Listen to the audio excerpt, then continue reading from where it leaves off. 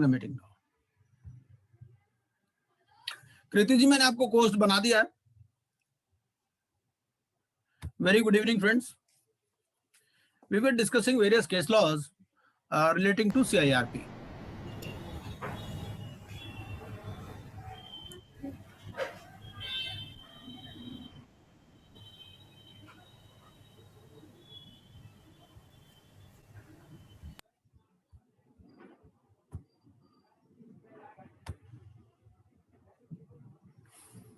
This is another beautiful article which I came across regarding this Babulal versus Veer Gurjar. We have studied the Limitation Act, and we have studied there that if any debt is ratified, if there is an acknowledgement of a debt periodically, then it gives new life to the debt. This is what we have studied in Limitation Act. But this Supreme Court ruling in Babulal Vardharji Gurjar versus Veer Gurjar Aluminium Industries Limited, it's a beautiful case. It has held that Section 18 of the Limitation Act, which provides for a fresh period of limitation to be computed from the time when an acknowledgement of liability has been made in writing and signed, is not applicable to proceedings under Section 7 of the IBC. In brief, it says that even if you get an acknowledgement of the liability in writing, even that does not give it a fresh lease of life. If your debt is time barred, then it is time barred, unless you have made an application for condonation of delay as per Section 5 of the Limitation Act. We studied this yesterday also. So quite often, to overcome the bar of limitation and maintain a claim, a creditor relies upon the acknowledgement of liability in the financial records of the debtor to contend that the debt having been acknowledged, the claim is saved by Section 18 of the Limitation Act. However, it is not so. In light of this ruling, an operational creditor or a financial creditor will have to be vigilant while initiating proceedings under the code and ensure that application is within 3 years from the date of default. So Supreme Court in this case is of the view that the application has to be made within 3 years from the date of default. Date of default is important, not the obtaining of acknowledgement of liability again and again. The creditor will be unable to take the benefit of the provisions of the Limitation Act, which provide for a fresh period of limitation to run exclusive of time in computing limitation. Background of the facts was that on or about 21st March 2018, GM Financial Asset Reconstruction, who was the financial creditor, the assignee of loans extended by Corporation Bank, it filed an application under Section 7 of the code. The date of default was mentioned at 8/7/2011. Application is being filed on in March 2018. By an order dated August 2018, NCLT admitted the application and appointed an IRP. It may be noted that Section 238A, which provides a Limitation Act to be applicable to proceedings under the code, was introduced with retrospective effect from 6th of June 2018. This we studied yesterday also. The order of NCLT was challenged all the way up to the Supreme Court, which wide order dated 26th of February 2019 reminded the matter to NCLT to decide on the issue of limitation.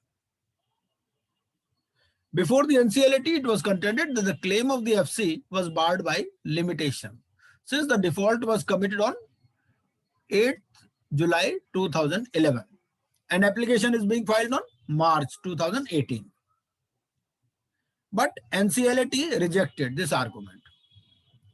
Why? On these two grounds. First is the right to apply under Section 7 accrued only on 1st of December 2016. This is the date when the code came into operation, when the code came into force, and as the application filed by the financial creditor in the year 2018 is not barred by limitation. This is what NCLT was of the view. In order to secure the loan, the corporate debtor had executed equitable mortgage. The limitation period under Article 61B of the Limitation Act is 12 years. Now they are going by this equitable mortgage. Although they have mentioned a wrong article, it should have been Article 62, but they mentioned it Article 61B of the Limitation Act. What Article 61B of the Limitation Act says? As we have seen in the Limitation Act, there are various schedules, and the time period for filing a suit is 3 years, 12 years, 20 years, different, depending upon the type of transaction. So in case of properties mortgage, it is 12 years.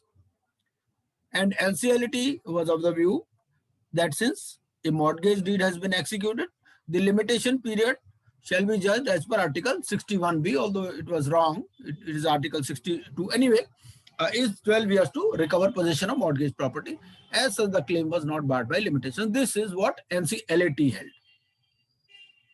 This order was challenged before the Supreme Court by Mr. Babulal Gurjar, the erstwhile director of the corporate debtor. The corporate debtor arrayed as respondent number 1 was represented by the IRP. The financial creditor was arrayed as respondent number 2. Now the application is, now the main issue before the Supreme Court is whether the application is within the period of limitation or not. The appellant has argued that the limitation period is 3 years as per Article 137, and Article 61B is not attracted. That the limitation is triggered from the date of alleged default. That in the present case, date of alleged default was 8th of July 2011, and since application is being filed in March 2018, so that is time barred. This is what was the contention of the appellant. So as such, the application is barred by limitation. Now the gravamen of the respondent's case was that the debt had been admitted in the balance sheet of the corporate debtor since the year 2011 until 2017. Now the respondent, he was showing in his balance sheet this debt. So indirectly, it amounted to acknowledgement of the debt. And as such, Section 18 of the Limitation Act, which provides for a fresh period of limitation to be computed in case of written acknowledgement. So the showing of the amount in the balance sheet, it was reckoned as written acknowledgement of debt during the original period of limitation. It would save the application from the bar of limitation. This is just an observation. This argument was countered by the appellant, who argued that Section 18 of the Limitation Act cannot revive the default relevant for the code. As we have studied earlier also, it is not a money suit. The application under Section 7 or Section 9 or Section 10 is not a suit for recovery of money. It is basically looking at from resolution of the economic conflict which the corporate debtor is going through. So drawing a distinction between default and cause of action, it was argued that Section 18 of the Limitation Act cannot revive the default relevant for proceedings under Section 7 of the code, and could only revive limitation with respect to the cause of action available qua other remedies. Suppose he wants to file a civil suit. Then in that case, he can file a civil suit based on the evidence that the respondent has shown the amount as debt in its balance sheet. But this will not be available under Section 7 because Section 7 talks of default only, and default occurs once only, and default does not keep itself renewing. This is what is the observation of the Supreme Court. The limitation period for proceedings under Section 7 of the code starts from the date of default. Any acknowledgement of the debt in the balance sheet will not give rise to any fresh date of default. Default occurs only once and cannot be continuing. This is what is the final argument of the Supreme Court. So finding is the court rejected both the findings of the NCLT being in teeth of the decision in BK Educational Services versus Parag Gupta, which is consistently followed. And the period of limitation is governed by Article 137 and is therefore 3 years. And the right to apply into the code accrues on the date when the default occurs, and the date of commencement of the code is not the trigger point of limitation. So NCLT was wrong in comprehending that the default will be reckoned from the date of inception of the code, that is 1st of December 2016. If the default had occurred over 3 years prior to the date of filing of the application would be time barred, save and except in those cases where in fact the delay in filing may be condoned. As we know, an application for condonation of delay could be filed with adjudicating authority or appellate authorities. An application under Section 7 of the Code is not for enforcement of mortgage liability, and thus Article 62 of the Limitation Act is not applicable. The NCLT has mistakenly mentioned it Article 61B in the imputed judgment, but it was in fact relying on Article 62. So Article 62 also is not of much help, although it's a case of mortgage, but this is not applicable, and the limitation, it will be governed by Article 137 of the Limitation Act. This is what was the argument of the Supreme Court.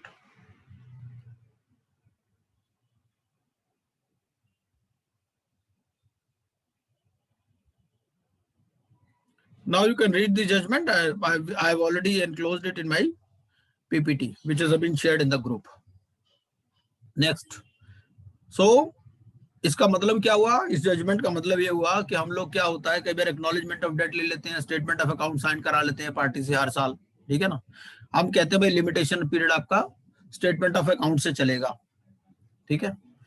इस case में तो क्या हुआ कि balance sheet में भी वो दिखा रहा था, लेकिन वो क्या रहा है इसमें, वो ही कहते हैं कि डिफॉल्ट तो एक बार हो गया. डिफॉल्ट तो 2011 में हो चुका. जब डिफॉल्ट 2011 में हो चुका तो पीरियड ऑफ लिमिटेशन 11 से 3 साल ले लो. या तो आप कंडोनेशन ऑफ डिले की एप्लीकेशन फाइल करो, और नहीं तो ये नहीं कि भाई बैलेंस शीट में दिखाते जा रहे हो या कुछ कर रहे हो तो वो हो जाएगा, ऐसा कुछ नहीं. नेक्स्ट इज के किशन वर्सेस विजय निर्माण कंपनी प्राइवेट लिमिटेड. ठीक है, सुबह का. तो arbitration award has been passed against the operational debtor which was not finally adjudicated upon. In this scenario, whether Section 9 application can be filed, held no, because dispute exists. So unless the arbitration attains finality, suppose an arbitration award has been given, but there is still time for appeal against the arbitration award, then till such time has elapsed or the appeal has been rejected and there is no further recourse available, till then dispute exists. This is what is the nutshell of this case. So arbitration award had been passed against the operational debtor which was not finally adjudicated upon. In this scenario, whether Section 9 application can be filed, held no, because dispute exists. इस case में क्या हुआ? There was a tripartite agreement. Tripartite agreement between Vijay Nirman Company Limited, Shirabad Construction Private Limited and SDM Projects Private Limited. ठीक है, construction company थी, इनके बीच में कुछ डिस्प्यूट हो गया, तो arbitration clause was invoked as disputes arose out of the tripartite agreement.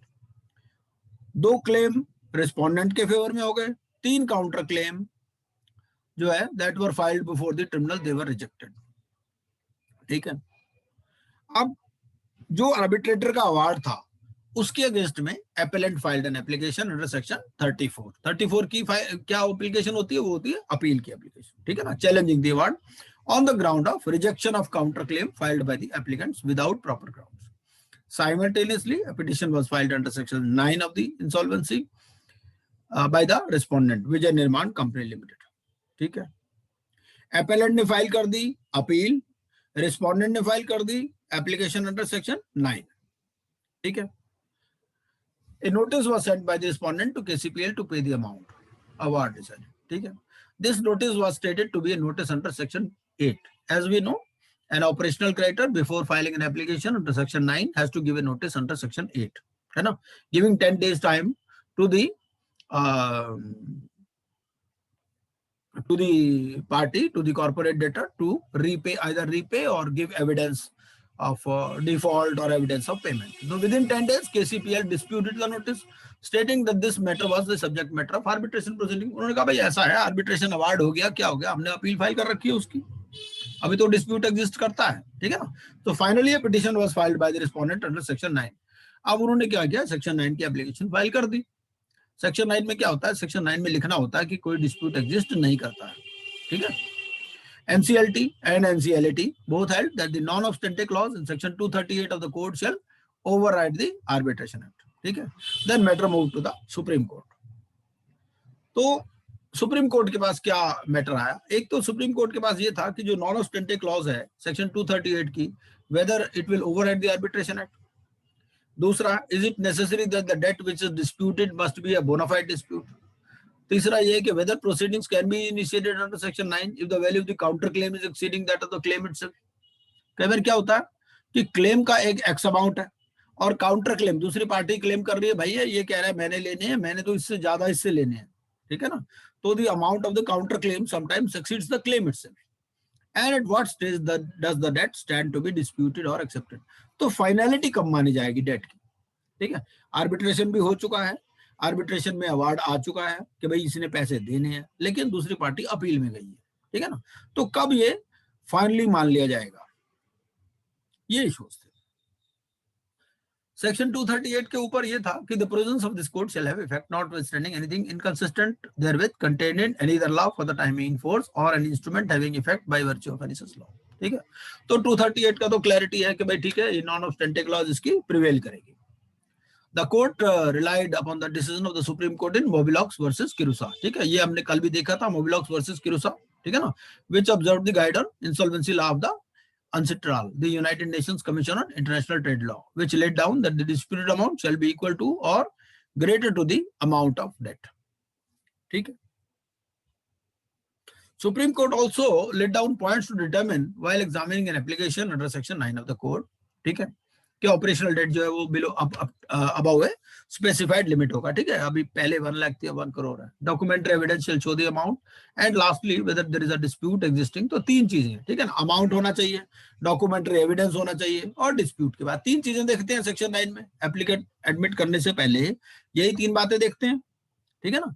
The court in the same case also observed that the operational creditors shall not misuse the provisions of insolvency proceedings for nominal amounts of debts, and moreover the duty of the court is only limited to decide whether there exists any dispute or not, ठीक है। The court shall need not be satisfied that the defense is likely to succeed।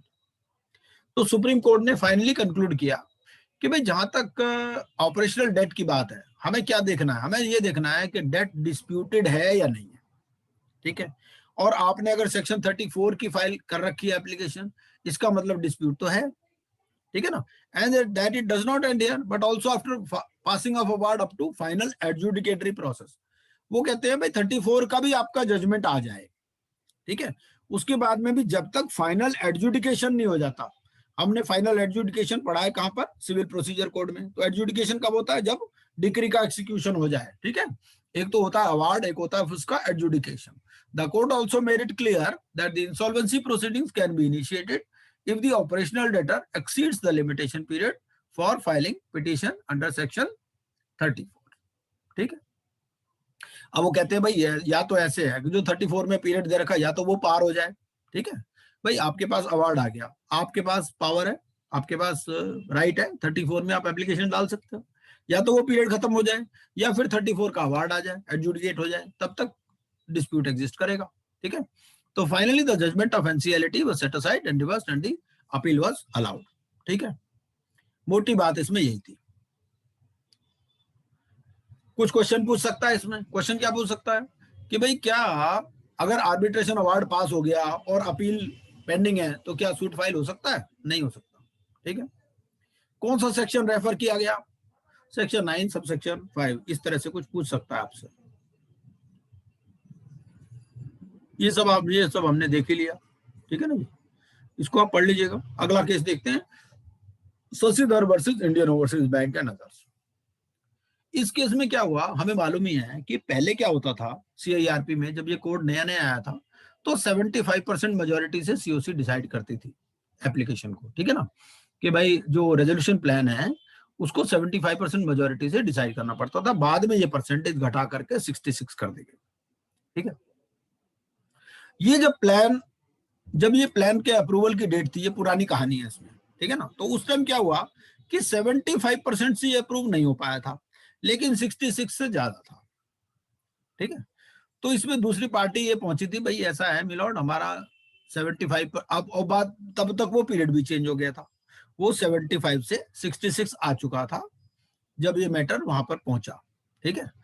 तो इस case में question ये था कि जो resolution plan है which could not be approved by 75%, दूसरा कोई रेजोल्यूशन प्लान आया नहीं है, ठीक है ना, 270 डेज में, तो liquidation was the only alternative. उन्होंने कहा यस, ठीक है। ऑब्जर्वेशन क्या था? ऑब्जर्वेशन ये था कि COC is the authority to analyse and evaluate the commercial decisions taken and needs no interference by adjudicating authorities. Issue क्या था? इशू एक तो ये था कि जुरिसडिक्शन एनसीएलटी का क्या है इन approval of resolution plan.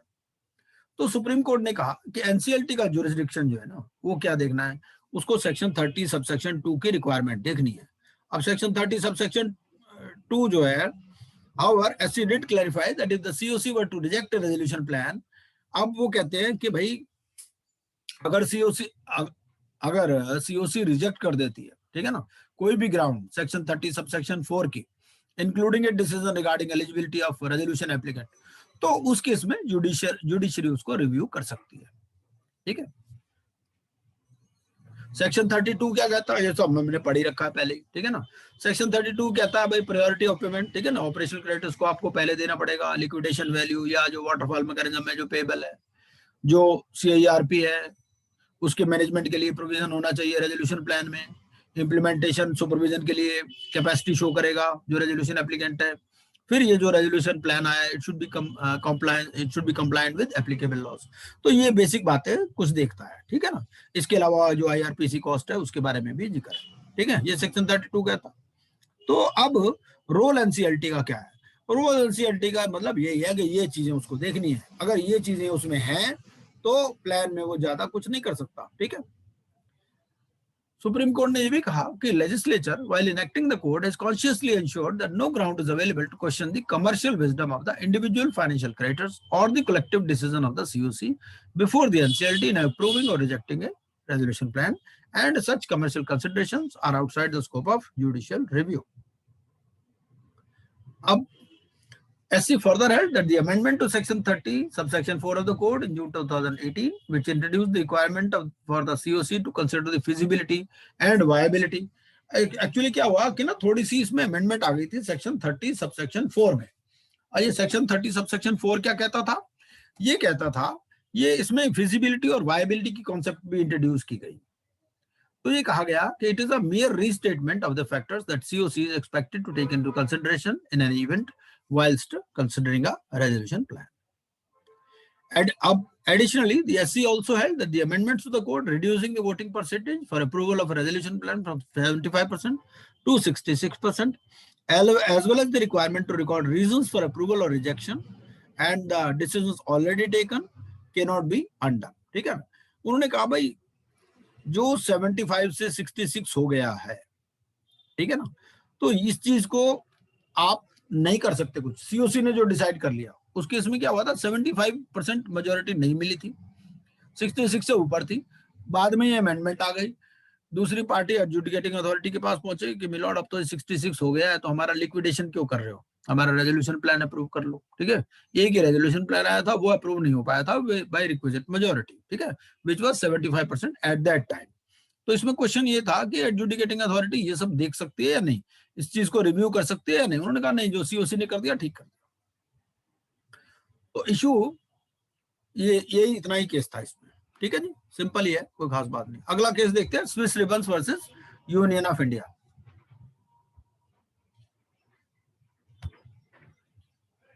Sir please share presentation, I am in LIER WhatsApp group. Okay I will share. Swiss ribbons versus union of India. इस केस में क्या था, एक तो ये था कि ये जो जी अपॉइंटमेंट होती है मेंबर्स की एनसीएलटी या एनसीएलटी की, ये प्रॉपर अथॉरिटी से नहीं हो रही है, ठीक है। एडमिनिस्ट्रेटिव सपोर्ट जो है ministry of law and justice से आ रही है, मिनिस्ट्री ऑफ कॉर्पोरेट अफेयर्स से आनी चाहिए। और अब उन्होंने कहा भाई आपने हाई कोर्ट की जुरिस्डिक्शन बंद कर दी। अब क्या है, हर एक स्टेट में हाई कोर्ट है, ठीक है, या 2 या 3 स्टेट्स को मिलाकर के हाई कोर्ट बनता है। अब उन्होंने कहा भाई एनसीएलटी आपने हर स्टेट में तो बना नहीं रखे, एनसीएलटी तो है, अब अपील करनी तो क्या करेगा बंदा, दिल्ली भागेगा क्या हर काम के लिए, ठीक है ना, एनसीएलटी भी बनाओ आप। फिर एक पॉइंट इसमें ये उठा था कि भाई कोई रियल डिफरेंस नहीं है between financial and operational creditor. भाई क्रेडिटर तो क्रेडिटर ही होता है, आपने दो क्रेडिटर बना रखे हैं, फाइनेंशियल और ऑपरेशनल, ये क्या चीज है। फिर एक और पॉइंट इसमें था कि retrospective application of section 29A। मैंने पहले बताया कि जहां पर भी ए लगा होता है, जैसे 29A, 238A या और भी कहीं सेक्शन, तो इसका मतलब ये बाद में आया, ये ओरिजिनली नहीं था, ठीक है ना। तो इसमें ये कहा भाई रिट्रोस्पेक्टिव एप्लीकेशन कैसे आप कर सकते हो सेक्शन 29A का, जो इनएलिजिबिलिटी की बात करता है। ये कुछ पॉइंट्स रेज किए थे स्विस रिबन्स में। तो इसका आंसर सुप्रीम कोर्ट ने क्या दिया? सुप्रीम कोर्ट ने कहा कि भाई ये जो अपॉइंटमेंट हो रही है एनसीएलटी की या एनसीएलटी के जो मेंबर्स की अपॉइंटमेंट हो रही है, ये सिलेक्शन कमेटी के थ्रू हो रही है, ठीक है। ये भी हमारे कोर्स में है, जब कंपनी लॉ हम पढ़ेंगे तो एनसीएलटी और एनसीएलटी की अपॉइंटमेंट कैसे होती है, उनके मेंबर्स की, उनकी क्या क्वालिफिकेशन होती है, ये सब भी हम पढ़ेंगे। अगर आपको जल्दी पढ़ना हो तो मेरी वेबसाइट पे पीपीटी है कंपनी एक्ट की, वहां से आप देख सकते हैं। तो उन्होंने कहा भाई अपॉइंटमेंट जो है सिलेक्शन कमेटी के थ्रू होती है और इसकी कोई इंटरफेरेंस की जरूरत नहीं है। अब आप ये कह रहे हो भाई ministry of law and justice से इसकी सपोर्ट आ रही है, ठीक है, इसकी support ministry of corporate affairs से आनी चाहिए। तो उन्होंने सुप्रीम कोर्ट ने कहा मानते हैं this needs to be rectified, ठीक है। तीसरा पॉइंट इस केस में ये उठाया था कि भाई ऐसा है कि आपने हाई कोर्ट की ज्यूरिसडिक्शन खत्म कर दी और आपने एनसीएलटी हर स्टेट में बनाया नहीं, ठीक है ना। तो उसमें भी सुप्रीम कोर्ट ने माना ये circuit branches should be established, ठीक है।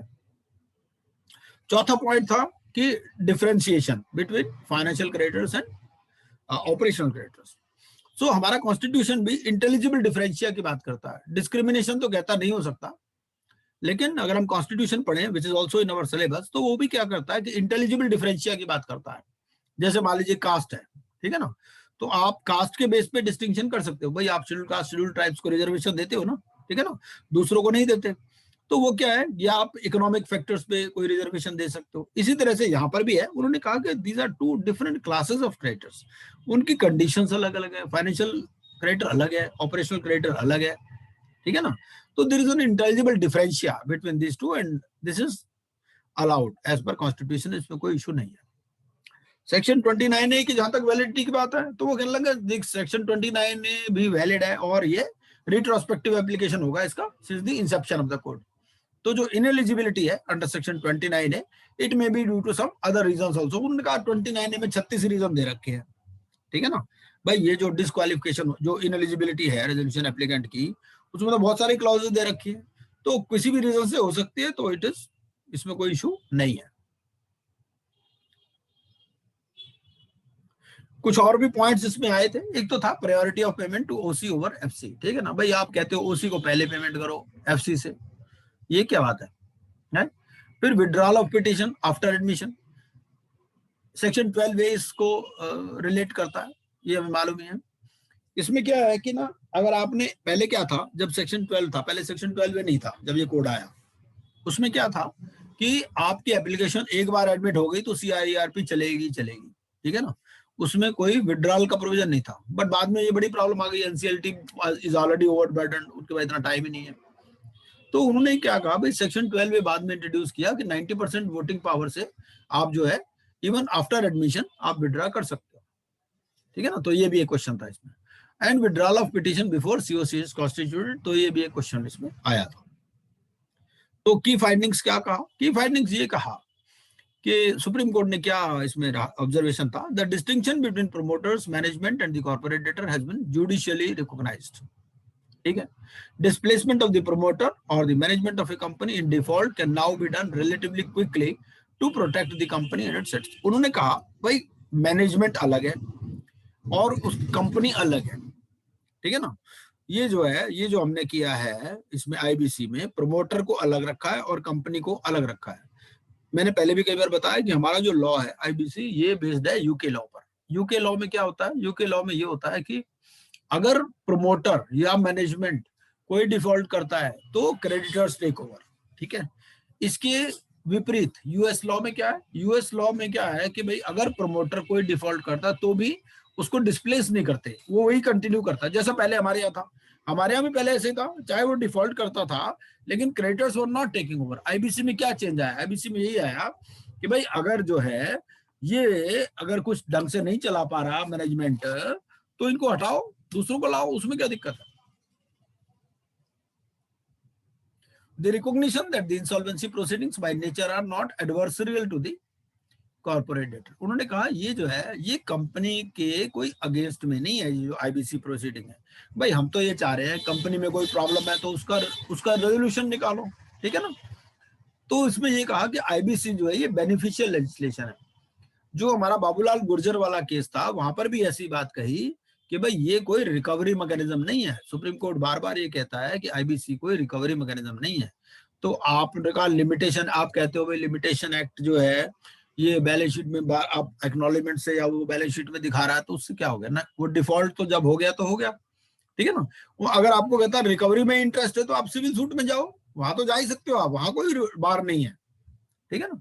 तो Supreme Court has concluded that IBC is a beneficial legislation and is for the benefit of the corporate debtor, and therefore the admission of a company into CIRP cannot be seen from the traditional lens of adversarial proceedings, ठीक है ना। तो उसको उस तरह से मत देखो भाई आपने मैनेजमेंट को डिस्प्लेस कर दिया और नया मैनेजमेंट, नया जो क्रेडिटर्स आर टेकिंग ओवर, तो these are not adversarial, this is a beneficial legislation in the interest of the corporate debtor, ठीक है।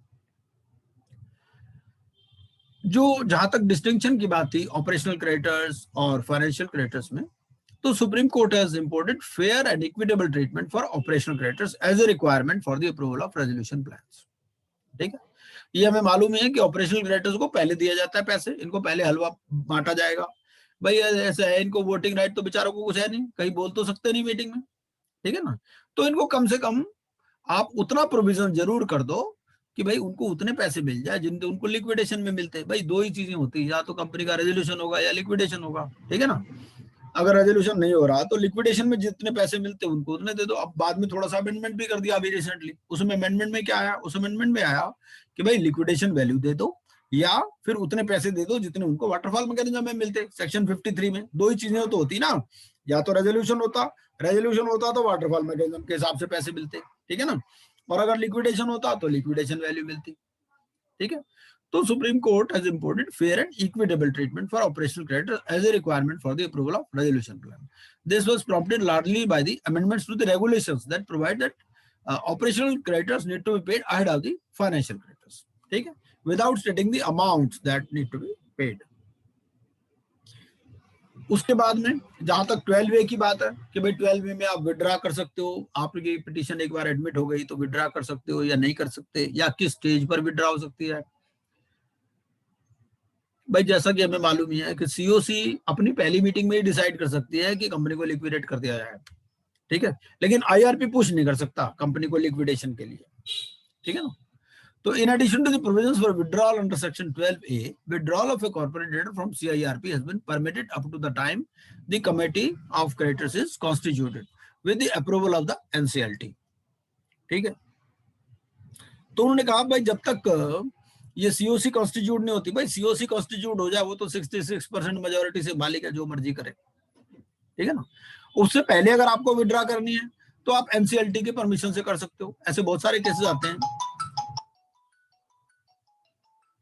क्या होता है, एप्लीकेशन फाइल हो गई, एप्लीकेशन फाइल होने के बाद पार्टी ने पेमेंट कर दी। अब पार्टी ने पेमेंट कर दी तो भाई जरूरी थोड़ी जबरदस्ती आप चलाओगे, एनसीएलटी के बाद दोनों पार्टी पहुंच जाती हैं, देखो जी हमारा कॉम्प्रोमाइज हो गया, ठीक है ना। अब वो कह देते हैं भाई ठीक है, अगर आप पब्लिक अनाउंसमेंट कर दी है तो पब्लिक अनाउंसमेंट तक की वेट कर लो, दूसरे क्लेम आएंगे नहीं आएंगे क्या होगा, उस तरह से। तो एनसीएलटी चाहे तो उसको अप्रूव कर देती है, ठीक है ना। एक बार सीओसी कॉन्स्टिट्यूट हो जाए फिर तो कोई प्रॉब्लम नहीं है, फिर तो सीओसी जो मर्जी डिसाइड करे। So what is important though is that the Supreme Court applied Rule 11 of the NCLT rules, which provide for inherent power to permit the withdrawal after admission, but prior to constitution of COC. तो कोई इसमें issue नहीं है। The recognition of the inherent powers of the NCLT may introduce flexibility to the IBC process in situations that are not contemplated by the court. ठीक है। Further, if the committee of creditors rejects a settlement proposal, it can be subjected to an appeal before the NCLT and thereafter the NCLT. भाई उन्होंने कहा अगर इसमें भी किसी को ऑब्जेक्शन है तो आप अपील फाइल कर सकते हो, ठीक है ना। आप जो है एडजुडिकेटिंग अथॉरिटी के पास पहले चले जाओ, उसके बाद में एनसीएलटी के पास चले जाओ, ठीक है। अगर कोई सेटलमेंट हो गया है आपस में और उसको सीओसी ऑब्जेक्ट करती है या उसको रिजेक्ट करना चाहती है तो एनसीएलटी के पास अपील फाइल कर दे या उसके बाद में एनसीएलटी के पास चले जाए। जहां तक 29A की बात है, 29A उन्होंने कहा कि भाई the Supreme Court has also upheld that section 29A in its entirety, whilst reading down the list of related parties who have to be tested for the disqualification to those who have a business connection, तो उन्होंने कहा कि 29 ए भी जो है valid है, कोई इसमें इशू नहीं है, और रिट्रोस्पेक्टिव एप्लीकेशन होगा since the inception of the court. Judgment of NCLT, उसके बाद में एनसीएलटी की कुछ जजमेंट्स हैं, ये देख लेते हैं, आज इसको कंप्लीट कर जाएंगे, मेरे ख्याल कुछ ज्यादा नहीं है इसमें। एक तो आती है इसमें एक्सपोर्ट इंपोर्ट में सारा कुछ इसमें लिखा हुआ है। आप इसके अलावा वैसे तो आपको पूरी जजमेंट पढ़नी चाहिए, कम से कम 100 150 पेज की जजमेंट है। आपको एक बार पढ़ने का तरीका आ जाए, आपको 15-20 मिनट लगते हैं, आधा घंटे से ज्यादा नहीं लगता 100 पेज पढ़ने में। करना क्या है आपको, आपको उल्टा शुरू करना है, ठीक है भाई। सबसे पहले आप उसका आंसर पढ़ लो लास्ट में, फिर आप पहले वाले पेज पे चले जाओ, ठीक है ना। पहले के 3-4 पेज काम के होते हैं, मैंने देखा ज्यादातर पहले 3-4 पेज में दिया होता है भाई इशू क्या है, फलाना ढिमकाना, ठीक है। लास्ट में आता है भाई हम we come to this conclusion, वो लास्ट 2-3 पेज में कंक्लूजन होता है, असली चीज वही होती है। बीच में वो कहानी क्या करते हैं, बीच में कई बार वो पूरा आईबीसी डिस्कस करते हैं, उस सेक्शन को रिप्रोड्यूस करते हैं, कई बार दूसरे जो फॉरेन कंट्रीज में क्या हो रहा है उस चीज को भी बताते हैं। फिर कई बार वो बीएलआरसी का भी रेफरेंस उसमें लाते हैं कि पहले बीएलआरसी में ये था, उसमें ये कहा गया, किसी दूसरे कई बार जजमेंट के भी रेफरेंस देते हैं। तो और बहुत सारी जजमेंट्स अगर आप पढ़ेंगे, क्या होता है 2-4 जजमेंट आप पढ़ लो ना, आपको लगता है यार ये आधा तो उसी में से कॉपी मार रखी है जजमेंट में, क्योंकि वो चीजें तो सेम ही है ना भाई। बीएलआरसी का अगर रेफरेंस कहीं पर भी आ रहा है तो वो तो सेम ही रेफरेंस आएगा ना। तो उस तरह से आपको मतलब पढ़ने में ज्यादा टाइम नहीं लगता, लेकिन आपको पूरी जजमेंट पढ़नी चाहिए, क्योंकि उसमें बीच में से कहीं से भी क्वेश्चन पूछ लेते हैं। ये export import bank of India versus Aston field, इसमें क्या था, इसमें ये था कि भाई जो शेयर होल्डर थे ना, इन्होंने प्लेज कर रखे थे अपने shares in terms of a deed of pledge of securities, ठीक है। अब इसमें कहानी ये आ गई कि भाई क्या इनके पास राइट है टू अप्रूव या disapprove the decision of the corporate debtor. तो एनसीएलटी ने कहा कि जो शेयर होल्डर्स है they have a right of voting on the resolution for moving application under section 10 even if they have pledged their share. तो इस section 10 की application का मामला था। सेक्शन 10 हमें मालूम ही है कौन करता है, सेक्शन 10 कॉर्पोरेट डेटर करता है। और कॉर्पोरेट डेटर में कौन कौन से कॉर्पोरेट एप्लीकेंट फाइल कर सकता है on behalf of corporate debtor, ठीक है। एलएलपी होगी तो 3/4 से, और अगर उसमें कोई कंपनी है तो विद स्पेशल रेजोल्यूशन, ठीक है 75%। तो उन्होंने ये कहा कि NCLT held that share holders have right of voting on the resolution for moving application under section 10 even if they have pledged their. भाई इन्होंने अपने शेयर प्लेज कर रखे, बेच तो नहीं रखे ना, तो शेयर प्लेज कर रखे तो क्या हो गया, राइट ऑफ वोटिंग तो है ही। तो pledge of shares does not curtail the right of voting, इतना सा इसमें इशू था, ठीक है। तो इशू ये था कि whether by pledging the shares share holders right is curtailed to pass the resolution. भाई सीआईआरपी शुरू करने के लिए अंडर सेक्शन 10 की एप्लीकेशन लगाने के लिए क्या स्पेशल रेजोल्यूशन पास करनी है, ठीक है। इसमें ऑब्जेक्शन ये आया कि भाई इन्होंने तो अपने शेयर प्लेज कर रखे, जब इन्होंने शेयर प्लेज कर रखे तो ये रेजोल्यूशन कैसे पास कर सकते हैं, ठीक है। तो in case of default, the voting rights of the shareholder shall cease to exist upon occurrence of an event of default. It will not deprive the shareholder to continue to be shareholder and their shares do not stand transferred to the financial creditor. तो जो इन्होंने अपने share transfer नहीं कर रखे, ठीक है ना, they continue to be shareholders. The pledger may lose the right to vote under deed of pledge, ठीक है, but they continue to be shareholder even thereafter. तो shareholder तो है ना वो, तो shareholder has a right to decide whether approving or disapproving the decision to be proceeded with CIRP under section 10, ठीक है, but such right does not stand curtailed by deed of pledge of shares. इतना सा इसमें issue था। Gammon India versus Neelkant Mansions and Infrastructure Private Limited, इसमें क्या था, इसमें ये था कि क्या सेक्शन 9 की application whether it can be moved against A partnership firm of which A company is a partner, ठीक है, हेल्ड नो, ठीक है। तो Gammon India filed petition under section 433 and 434, ये आईबीसी आने से पहले का केस था। तो आईबीसी आने से पहले वाइंडिंग अप की एप्लीकेशन डाली गैमन इंडिया ने, it filed petition under section 433 and 434 against Neelkanth for winding up due to default, ठीक है। आईबीसी जब आ गया तो आईबीसी में इन्होंने केस जो है एनसीएलटी को ट्रांसफर कर दिया, ठीक है ना। तो ट्रांसफर ऑफ प्रोसीडिंग रूल्स हैं हमारे which led to transfer of proceeding. तो partnership was entered into Gammon India and Neelkanth mansions and infrastructure limited, इन दोनों की पार्टनरशिप थी, गैमन इंडिया लिमिटेड और Neelkanth mansions and infrastructure limited की। ये हमें मालूम है कंस्ट्रक्शन कंपनीज में क्या होता है कि अलग से कोई स्पेशल पर्पस व्हीकल्स बना लेते हैं, 2-2 3-3 लोग मिल जाते हैं, टेंडरिंग पर्पस से मिलते हैं, एक्सिक्यूशन पर्पस से मिलते हैं, ठीक है ना। और उस स्पेशल पर्पस व्हीकल का पर्पस यही होता है कि बेसिकली उसके अकाउंट सेपरेट रहेंगे, ठीक है ना, जो भी प्रॉफिट होता है वो वहां बांट लेते हैं, इस तरह से चलता है। तो ये दोनों ने अपनी पार्टनरशिप कर ली थी, गैमन इंडिया लिमिटेड और Neelkanth mention and infrastructure limited. इसका नाम बना दिया गैमन नीलकंठ रियलिटी कॉर्पोरेशन, ठीक है। अब गैमन इंडिया ने एप्लीकेशन फाइल की अंडर सेक्शन 9, ठीक है, एज ऑपरेशनल क्रेडिटर। एनसीएलटी ने रिजेक्ट कर दी कि application was not maintainable against A partnership firm, ठीक है, कि भाई ये तो पार्टनरशिप फर्म है, तो पार्टनरशिप फर्म के अगेंस्ट में एप्लीकेशन कैसे चलेगी। अब इशू ये था कि whether section 9 petition is maintainable against one of the partner of partnership firm, वो क्या हो सकती है, नहीं हो सकती। तो ये जो application under section 9 of IBC is initiated against one of the partners as corporate debtor is not maintainable as petition is filed against the partnership in which such company is a partner. तो ये company जो है उस partnership firm में partner है, ठीक है ना, तो उसके अगेंस्ट में एप्लीकेशन नहीं चल सकती। The petition under section 9 is not maintainable against one of the partner of the partnership firm. वो इसीलिए कि ये जो सीआईआरपी की कंपनी की बात करता है, यहाँ पर पार्टनरशिप वाले प्रोविजन यहाँ लागू नहीं हो रहे सीआईआरपी में, ठीक है। एक केस आता है इसमें, ferro alloys corporation limited versus rural electrification corporation. इसमें क्या था कि भाई क्या सीआईआरपी आप इनिशिएट कर सकते हो against the corporate guarantor without initiating the process against the principal debtor, ठीक है ना। भाई प्रिंसिपल डेटर को आप अप्रोच किए बिना क्या कॉर्पोरेट गारंटर के अगेंस्ट में सीआईआरपी इनिशिएट कर सकते हो, क्योंकि इंडियन कॉन्ट्रैक्ट एक्ट ये कहता है कि the liability of the surety और the guarantor is coextensive with that of the borrower, ठीक है। अब क्या है, वो पार्टी के पास ऑप्शन है, वो चाहे बोरोवर के अगेंस्ट में प्रोसीड करे या गारंटर के अगेंस्ट में।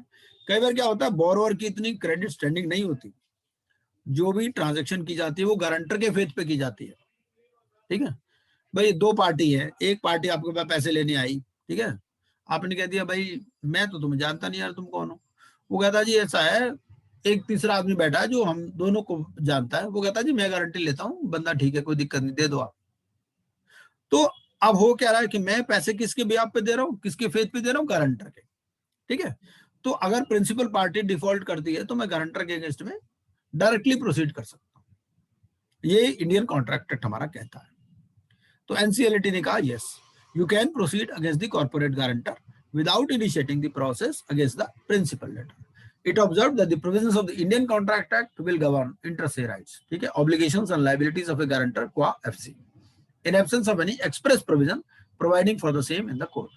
It held that it is not necessary to initiate CIRP against the principal borrower. भाई आपको you need not exhaust your remedy against the principal borrower before initiating CIRP against the corporate guarantors, ठीक है। तो without initiating CIRP against the principal borrower, it is always open to the financial creditor to initiate CIRP under section 7 against the corporate guarantor, as the creditor is also the financial creditor qua the corporate guarantor, ठीक है। ये issue था। एक इसमें और थोड़े बहुत और इश्यूज ऑन द फ्रिंज थे, वो ये था कि जो सस्पेंडेड बोर्ड ऑफ डायरेक्टर्स हैं क्या वो अपील फाइल कर सकते हैं against the order of NCLT, ठीक है। और जो पावर ऑफ एडजुडिकेटिंग अथॉरिटी है विद रिस्पेक्ट टू डिस्प्यूट्स, ये क्या है, ये और कुछ इश्यूज इसमें थे।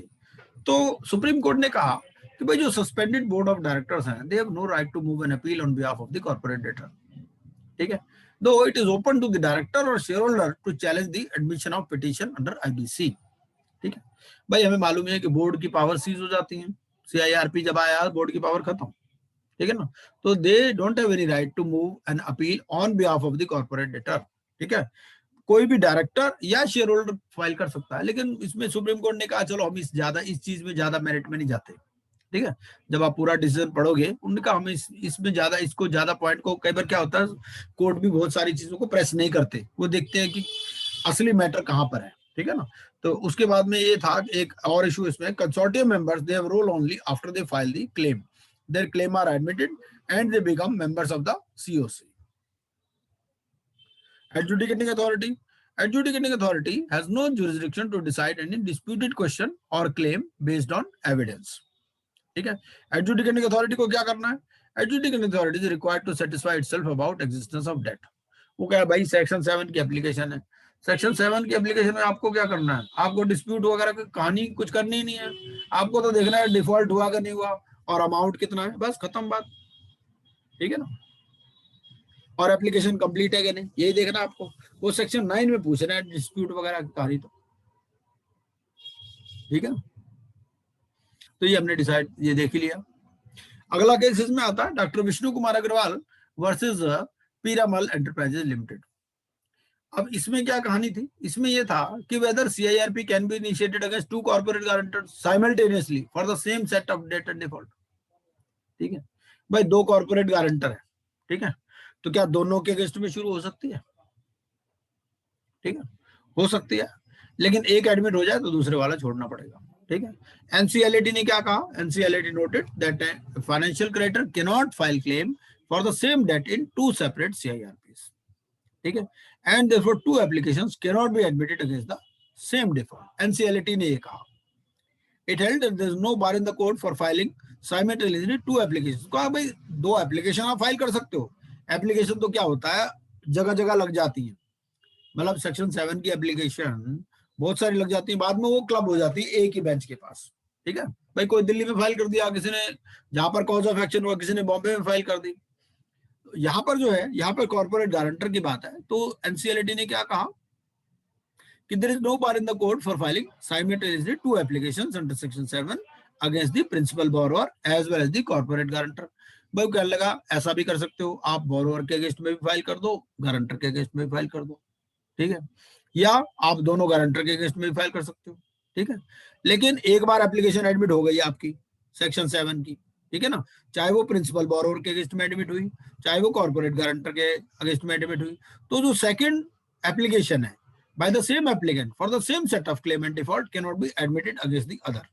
ठीक है ना, तो दूसरे के अगेंस्ट में नहीं हो सकती। Further though there is a provision to file joint application under section 7 by FCs. हमें भी मालूम है कि सेक्शन 7 में जॉइंट एप्लीकेशन भी फाइल हो सकती है, लेकिन जॉइंट एप्लीकेशन का ये मतलब नहीं है कि आप अमाउंट जोड़ लोगे। ठीक है, कुछ लोग इसको गलत से इंटरप्रेट करते हैं, वो कहते हैं जी अमाउंट जोड़ के हो सकती है। एक आदमी का 60 लाख का डिफॉल्ट है, दूसरे का 40 लाख का है, दोनों का 1 करोड़ हो गया, दोनों मिलके नहीं कर सकते। ऐसे तो कल को आप 5-5 हजार जोड़ने लग जाओगे। एक डिफॉल्ट, एक कॉज ऑफ एक्शन। ठीक है, जॉइंट एप्लीकेशन आप फाइल कर सकते हो, आप दूसरे के भी आप पे भी फाइल कर सकते हो सेक्शन 7 में, चाहे आपका डिफॉल्ट नहीं भी हुआ तो भी। ठीक है ना, विदाउट एनी लोकल स्टैंडिंग, अगर आप फाइनेंशियल क्रेडिटर हो तो no application can be filed by them against two or more CDs on the ground of joint liabilities. अब इशू क्या आया, इशू ये आया कि भाई सीआईआरपी क्या इनिशिएट हो सकती है against corporate guarantor if principal borrower is not a corporate person. इस केस में क्या हो रहा है कि जो गारंटर है वो कंपनी है, ठीक है, प्रिंसिपल बोरोवर जो है वो कॉर्पोरेट पर्सन है ही नहीं। ठीक है, held yes it is not necessary to initiate CIRP against principal borrower before initiating CIRP against corporate guarantor. ठीक है, उन्होंने कहा कंपनी के अगेंस्ट में होनी चाहिए। ठीक है, गारंटर कॉर्पोरेट पर्सन है, गारंटर के अगेंस्ट में कर लो, प्रिंसिपल बोरोवर कॉर्पोरेट पर्सन है, कोई बात नहीं। It is always open to financial creditor to initiate CIRP under section 7 against corporate guarantor as the creditor is also the financial creditor qua corporate guarantor। ठीक है भाई, creditor जो है वो फाइनेंशियल क्रेडिटर है qua the corporate guarantor also। ठीक है,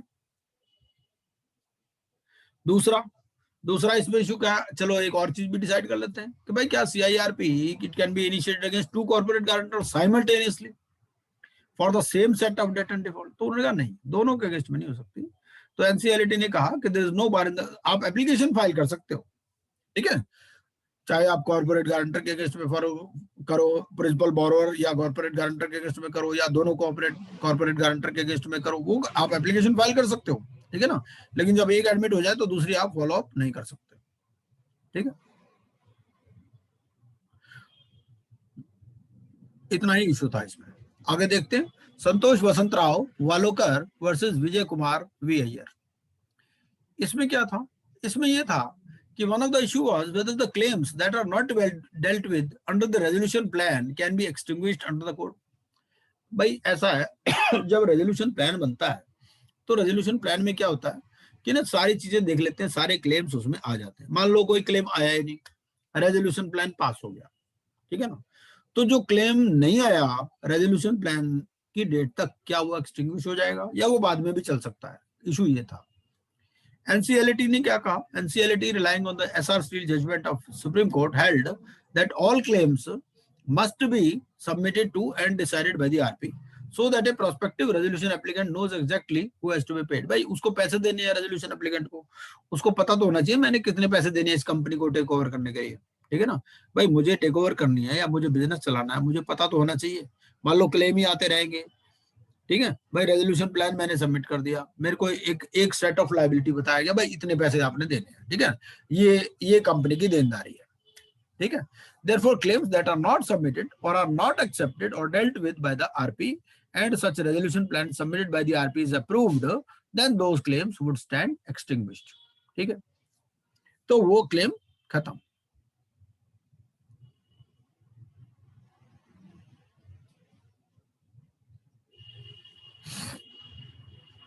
ये जो आईबीसी अमेंडमेंट ऑर्डिनेंस आया था 2019 को, इट वाज प्रोमलगेटेड ऑन 28 दिसंबर 2019। इसमें एक सेक्शन 32A आया था। ये सेक्शन 32A क्या कहता था? NCLT observed that section 32A suggests that the enforcement directorate / other investigating agencies, they do not have the power to attach assets of the CD once a resolution plan stands approved and the criminal investigations against the CD stand abated.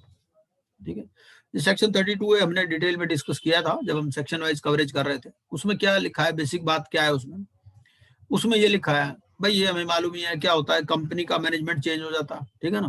Resolution applicant कौन है? Resolution applicant नया खरीदार है company का। तो अगर उसमें पुराने प्रमोटर नहीं घुसे हुए, अगर पुराने प्रमोटर हैं तो हो सकता है एक्शन, ठीक है।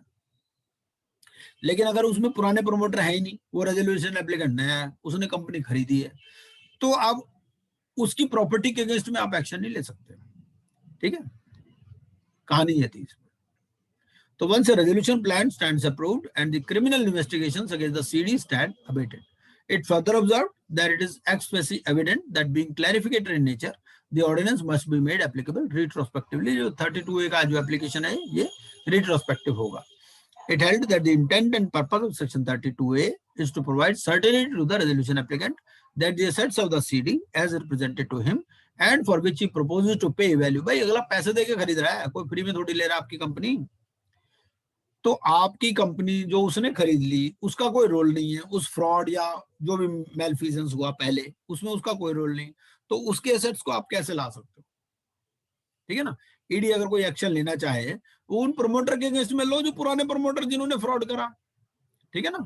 वो उन्होंने कंपनी जब बेच दी, दूसरे आदमी को बेच दी, उसका फ्रॉड से कोई लेना देना नहीं, तो उसके एसेट्स में आप एनफोर्समेंट डायरेक्टरेट भी कोई एक्शन नहीं ले सकता। ये कहानी है मोटी मोटी। It would be available to him in the same manner as at the time of submission of the resolution. भाई आप जो रेजोल्यूशन एप्लीकेंट को बता रहे हो वो he is paying you some value consideration in terms of the resolution plan, ठीक है ना। तो उसको प्रॉपर्टी तो आप अवेलेबल कराओगे ना, वो जो एसेट्स तो अवेलेबल कराओगे ना जिसके वो पैसे दे रहा है। सेक्शन 32 है, क्या कहता है सेक्शन 32 है? सेक्शन 32 कहता है एक तो नॉन ऑब्स्टेंटिव सेक्शन है, ठीक है, नॉट विथस्टैंडिंग एनीथिंग कंटेंट दूसरे एक्ट में कुछ भी लिखा हो। कई बार क्या होता है इनकम टैक्स एक्ट में कुछ लिखा है, कस्टम्स एक्ट में कुछ लिखा है, अटैचमेंट के प्रोविजंस है वहां पर भी है ना। एक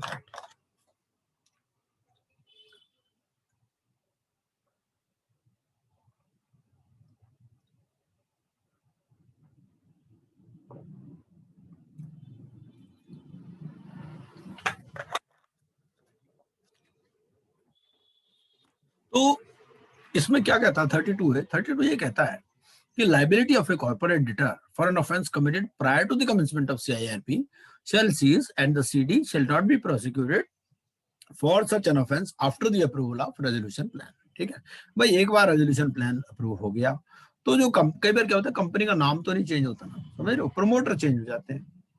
If the resolution plan results in the change in the management or control to a person who was not a promoter or in the management or control of the city, ठीक है भाई, नया प्रमोटर आ गया, नया management आ गया, ठीक है ना।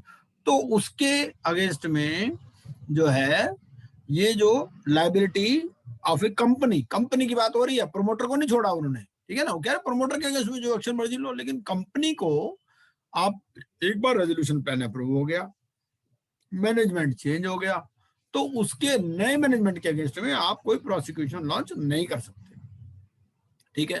ए person with regard to him the relevant investigation authority has on the basis of material in its possession reason to believe that he had abetted or conspired for the commission of the offence and has submitted or filed a report or a complaint to the relevant statutory authority or court. ठीक है, तो नया management, ठीक है, नए management को मतलब मत छेड़ो. The corporate debtor shall stand discharged from the already instituted prosecutions. भाई क्या होता है, कंपनी के नाम से चलती है ना चीजें.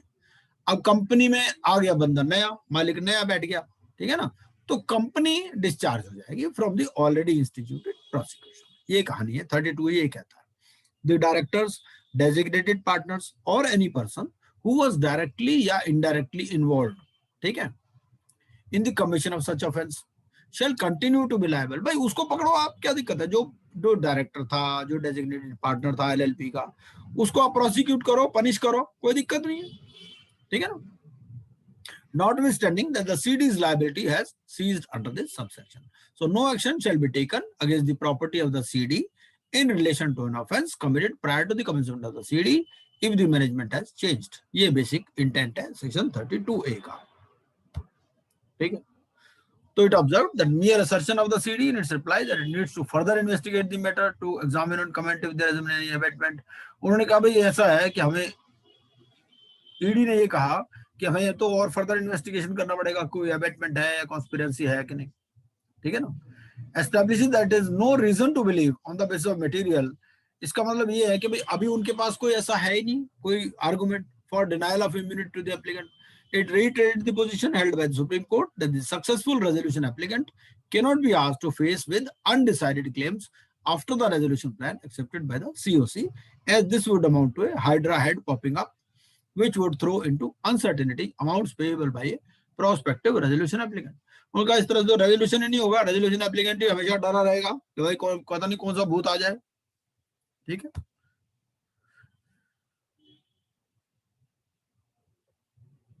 ये केस था हमारा संतोष वसंतराव वालोकर वर्सेस विजय कुमार वी अय्यर. इसको आप देख लीजिएगा, इसमें खास बात नहीं है, ये हमने पढ़ ही लिया है ना, मोटा मोटा आपको बता ही दिया हमने. ये केस देख लेते हैं लास्ट में, JSW steel limited versus Mahendra Kumar Khandelwal and others. इसमें क्या कहते हैं,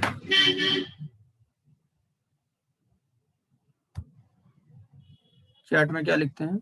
in case shares of CD are attached can company cancel such shares.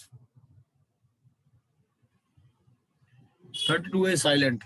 जब प्रभात जी पूछ रहे हैं in case shares of CD are attached can company cancel such. भाई देखिए ऐसा है कि प्रभात जी इसमें होगा क्या कि आपको ये ऐसा है, इसमें प्रमोटर्स और कंपनी दोनों अलग अलग चीजें हैं. वो कहते हैं भाई कंपनी ने फ्रॉड किया होगा, फ्रॉड किया उनके जो मैनेजमेंट में जो कंट्रोल में थे लोग उन्होंने किया होगा, ठीक है. अब आप क्या कर रहे हो, उस कंपनी को बेच रहे हो. जब आप कंपनी को बेच रहे हो तो कंपनी की प्रॉपर्टी के अगेंस्ट में कोई एक्शन नहीं ले सकते जब तक जो नया रेजोल्यूशन एप्लीकेंट आया उसमें कुछ पुराने प्रमोटर भी घुसे हुए नहीं है, तो ठीक है ना. इतना ही 32A कहता है, बाकी इसको बाद में डिस्कस कर लेंगे.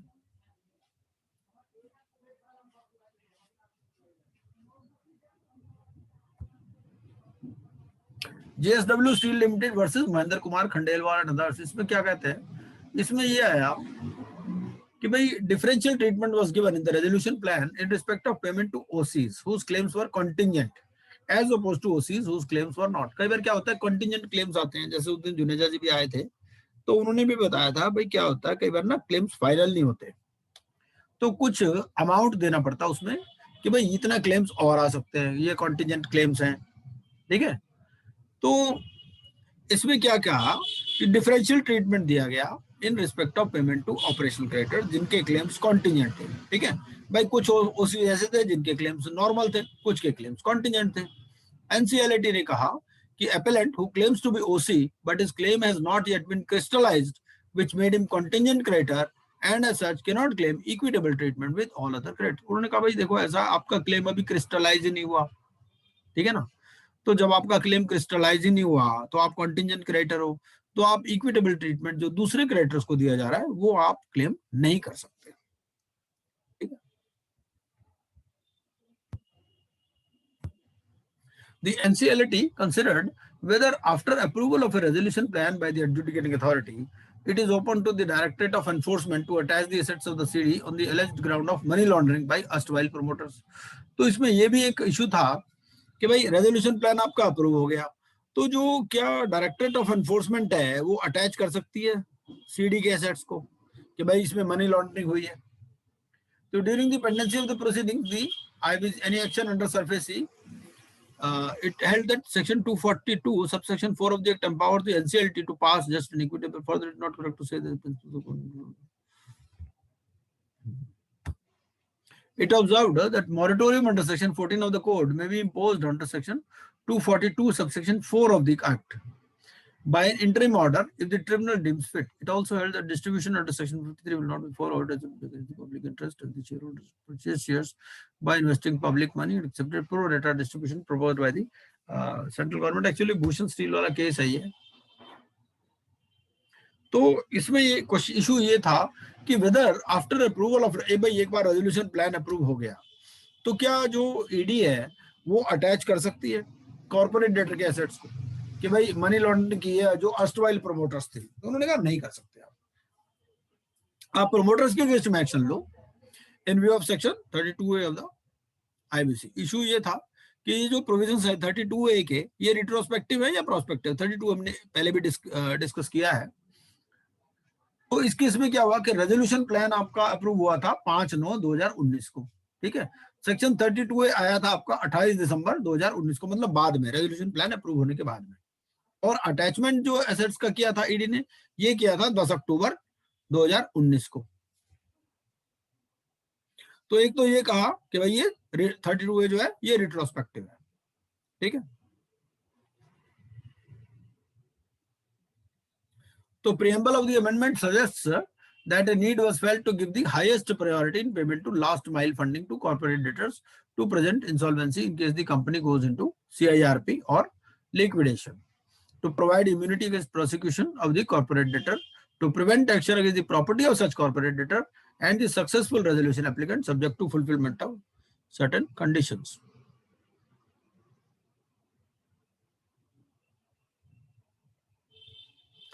इसमें ये था कि जब रेजोल्यूशन प्लान अप्रूव हो गया था तो जो अटैचमेंट ऑर्डर जो ईडी ने पास किया था, ठीक है ना, तो उसके लिए क्या किया था कि सेंट्रल गवर्नमेंट के पास ये छोड़ दिया था कि सेंट्रल गवर्नमेंट चाहे तो भाई इम्यूनिटी ग्रांट करे against prosecution to the corporate debtor company को. ठीक है ना, और to take action against the corporate debtor and the successful resolution applicant. ये ऑर्डिनेंस लाए. फिर ऑर्डिनेंस में इम्यूनिटी ग्रांट करने के लिए बेसिकली ये ऑर्डिनेंस लाए. भाई कंपनी को तो इम्यूनिटी ग्रांट करो ना, आपने रेजोल्यूशन कर दिया कंपनी का, कंपनी दूसरे के पास आ गई, अब उसके अगेंस्ट में ईडी अटैच करना चाहती है एसेट्स को, तो वो कैसे कर लेगी. The ordinance have been issued pursuant to direction of this appellate tribunal to the central government, which on deliberation resulted into issuance of ordinance. It was held that section 32A will be applicable to the present case. तो उन्होंने 32A इस case के लिए लाए थे basically. तो 32A उन्होंने कहा भाई इस केस में भी एप्लीकेबल होगा. And the plain reading of section 32A 1 and 2 clearly suggests that the Directorate of Enforcement do not have the powers to attach assets of the CD. Once the resolution plan stands approved and the criminal investigations against the corporate debtor stands abated. तो company के against में case बंद.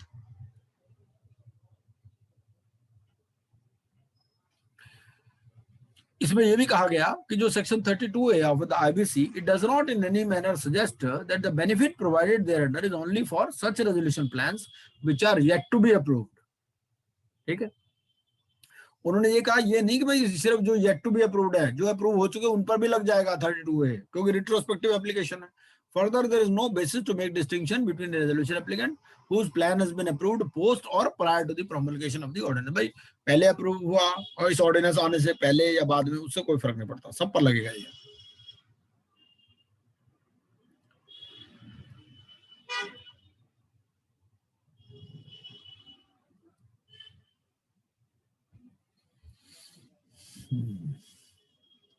अगला case देखते हैं, flat buyers association versus उमंग real take. इसमें ना reverse CIRP की बात की गई है इस केस में. इसमें ये भी कहा गया कि भाई आपको कंपनी वाइज नहीं देखनी जो CIRP देखनी है ना, आपको प्रोजेक्ट वाइज देखनी है. उन्होंने कहा रियल एस्टेट जो प्रोजेक्ट्स है ना, रियल एस्टेट प्रोजेक्ट्स जो है डिफरेंट टाइप के प्रोजेक्ट्स होते हैं। भाई एक कंपनी है, एक कंपनी ने 10 प्रोजेक्ट बना रखे हैं अपने, उसके 9 प्रोजेक्ट सही चल रहे हैं, ठीक है। आप कंपनी को ले आए सीआईआरपी में, उसके दूसरे वाले भी प्रोजेक्ट डिस्टर्ब हो जाएंगे, ठीक है ना। तो आप इसको प्रोजेक्ट स्पेसिफिक करो, आप इसका रेजोल्यूशन भी प्रोजेक्ट स्पेसिफिक करो, सीआईआरपी भी प्रोजेक्ट स्पेसिफिक करो, ठीक है। कंपनी कंपनी वाइज मत करो। तो एनसीएलटी ने कहा कि जो CIRP against real estate CD is project specific, it is limited to a project as per the plan approved by the competent authority and it does not cover other projects which are separate at other places। भाई उनको क्या घसीट रहे हो तुम, वो सही चल रहे हैं उसके project for which separate plans have been approved। The NCLT noted peculiar nature of real estate projects from the perspective of CIRP। भाई उन्होंने कहा कि ये जो रियल एस्टेट के प्रोजेक्ट्स हैं ये दूसरे टाइप के प्रोजेक्ट्स हैं, ये इसकी पेक्यूलियर नेचर है। एक तो पहली बात तो ये है, जो फाइनेंशियल क्रेडिटर्स हैं they would not like to take the flats in lieu of the money disbursed by them, ठीक है ना। भाई बैंकों ने पैसा दे रखा है, अब बैंकों को कह दो आप फ्लैट ले लो, तो फ्लैट थोड़ी ले लेंगे, ठीक है ना। उनको तो फ्लैट में कोई इंटरेस्ट नहीं होगा, उनको तो अपना पैसा लेना है, ठीक है ना। और जो एफसीज हैं, एफ जो अलॉटीज हैं, भाई उसको आप कहो हेयर कट ले लो फ्लैट्स पे, हेयर कट कैसे होगा, फ्लैट को आधा काट के दे दोगे आप उसको, पैसे तो है नहीं कंपनी के पास, ठीक है ना। Allottees do not have expertise to assess viability or feasibility of a corporate debtor or commercial wisdom as other financial creditor। भाई आपने जो रियल एस्टेट अलॉटीज हैं उसको फाइनेंशियल क्रेडिटर बना दिया, ठीक है। कोई कंपनी ऐसी भी हो सकती है जिसमें कोई फाइनेंस ही ना हो, जो अलॉटी ने पैसा दे रखा हो। तो अब वो जो अलॉटीज हैं वो तो स्कैटर्ड है, उनके वो जो है वो कैसे वायबिलिटी या फिजिबिलिटी एसेस कर सकते हैं या कमर्शियल विजडम एसेस कर सकते हैं दूसरे फाइनेंशियल क्रेडिटर्स की तरह। तो उन्होंने कहा ये जो रियल एस्टेट प्रोजेक्ट है ना, ये थोड़ा इसका डिफरेंट ट्रीटमेंट होना चाहिए और इसका प्रोजेक्ट वाइज ट्रीटमेंट करना चाहिए कंपनी वाइज की बजाय। तो यहाँ पर कॉन्सेप्ट लाए रिवर्स सीआईआरपी का। तो relying on the observations of the SC in SR steel about experimentation in economic matters, NCLT experimented as to whether during the CIRP the resolution can reach finality without approval of the third party resolution plan। उन्होंने कहा भाई ऐसा है, third party को लाने की जरूरत नहीं है, इसमें थर्ड पार्टी रेजोल्यूशन प्लान मत लाओ, ठीक है। It opined that a reverse CIRP can be utilized in case of real estate infrastructure companies in the interest of allottees and to ensure their survival and completion of the projects। It directed one of the promoters to disburse amount from outside as lender and the adjudicating authority will complete the CIRP। तो उन्होंने कहा कि भाई एक promoter जो है वो amount ले आए बाहर से एज ए लेंडर, ठीक है, और एडजुडिकेटिंग अथॉरिटी जो है सीआईआरपी कंप्लीट कर देगी। आप नया रेजोल्यूशन एप्लीकेंट ढूंढो ही मत, ठीक है। थर्ड पार्टी रेजोल्यूशन प्लान क्यों ला रहे हो, आप खुद ही इसको करो। तो इशू क्या था, इशू इसमें ये था कि जो CIRP against the real estate company है, whether it is limited to a project and not other projects, ठीक है, जो सेपरेट हैं। और जो सिक्योर्ड क्रेडिटर्स हैं, they can not be provided flat apartment by preference over the allotted for whom the project has been approved, ठीक है ना। कि भाई ऐसा है, जो बैंकर है मान लीजिए, तो दे can not be provided with flat apartment by preference over the allotted जिनके लिए प्रोजेक्ट अप्रूव किया गया है।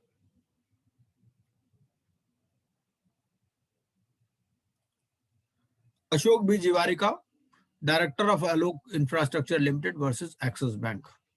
इस केस में क्या था, इसमें यह था कि क्या होल्डिंग कंपनी और सब्सिडरी कंपनी दोनों के अगेंस्ट में सीआईआरपी इनिशिएट हो सकती है, तो कहा हो सकती है, ठीक है।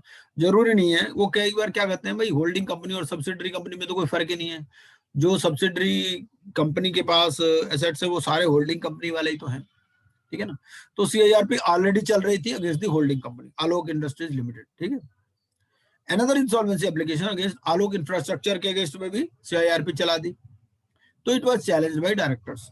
एनसीएलटी ने ऑर्डर किया कि we make it clear that we have not state the corporate CIRP initiated against Alok infrastructure limited and the resolution professional COC and adjudicating authority will continue with the same in accordance with law within the time specified in the law।